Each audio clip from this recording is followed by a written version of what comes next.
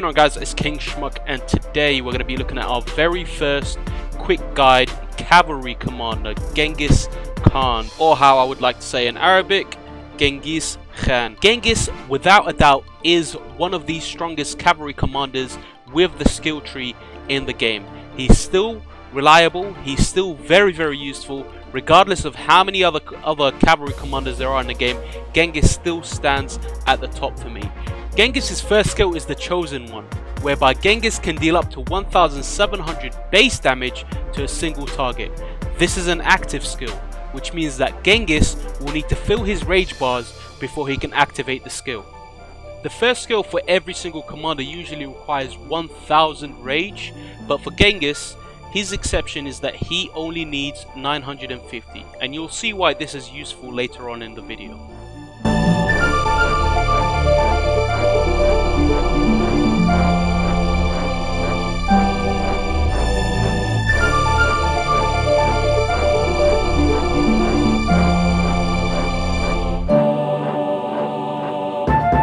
That's just the tip of the iceberg, guys. His second skill tops it off with another 100 rage reduction. As you guys can see, when you max the second skill, the rage requirement reduction is reduced by 100, so you only need at this point 850 rage to pop off your very first skill. There's also other minor buffs in this skill set, which is 15% cavalry march speed bonus and a march speed reduction by 10% when you are attacked. So you are fast when you're not attacked, but when you are attacked, that's when you slow down a bit. The higher you do this skill, the faster you go in terms of march speed, and the less of a debuff they provide for you. So at the beginning, you guys can clearly see you get a 30% march speed reduction if you are attacked, and if you max it out, it's only 10%, and you get a march speed bonus of 3% when you first start off. Then it goes all the way up to 15%. But the most important thing here, guys, is the rage requirement reduction.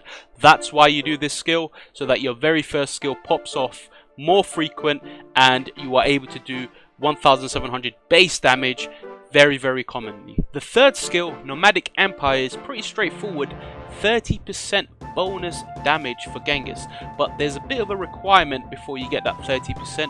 In order for you to get that 30% extra damage, you need to have more than 70% of your strength and have only cavalry units. This is where loads of people make mistakes. I've seen loads of rallies where people send infantry or archers to support the rally led by Genghis.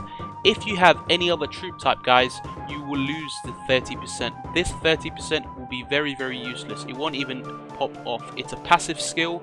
It won't activate at all if you have any other troop type. So please, guys, do not send any other troop type with Genghis besides cavalry.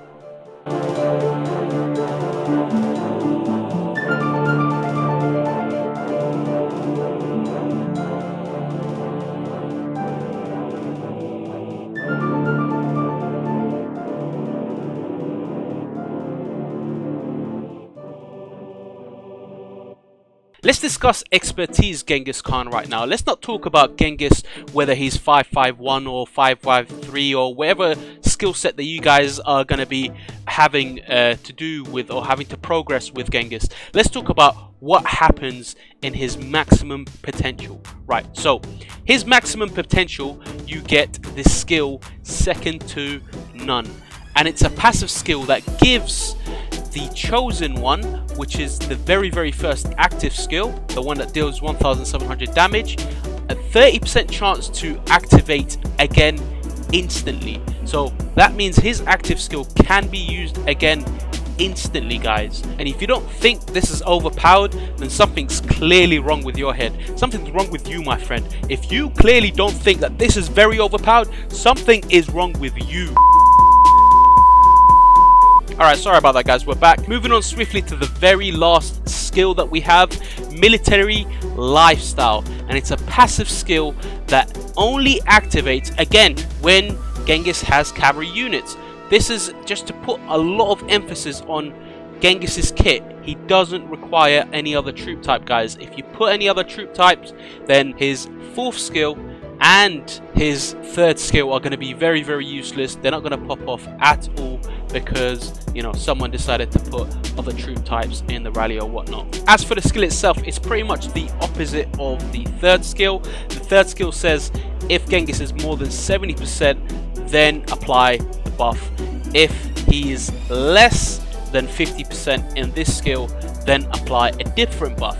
And this different buff is simply allow the skill damage bonus to increase by 30%, and your rage restoration is up by 25 whenever you are attacked, which is very, very useful because Genghis is this amazing cavalry nuke that pops off his skill every single time, and you want him to pop off his skill as much as you can to do as much damage as possible.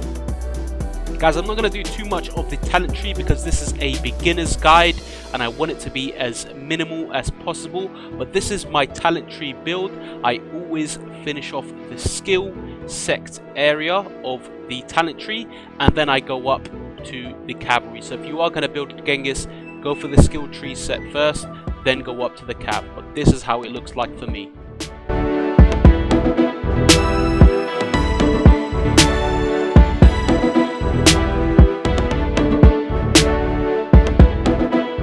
For the commander pairings, I could have done this in so many ways, but I think the best option is to show you guys or give you guys a little bit of a pros and cons table of what you could get from pairing someone with Genghis Khan, and then I'll give you guys my own personal list of pairings that you could put with Genghis Khan.